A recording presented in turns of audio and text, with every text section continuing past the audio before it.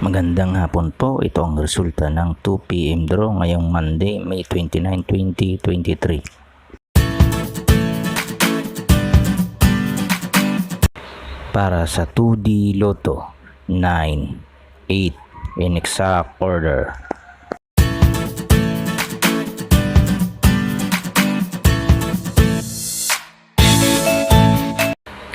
At para naman sa 3D Lotto, 0, 6, 5 in exact order.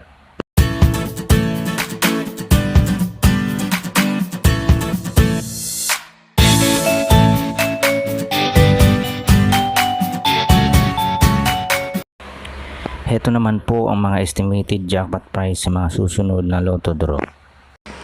Congratulations po sa lahat ng mga winners. Pa-like and subscribe na lang po ng video ito para lagi kang updated sa mga bagong Lotto result.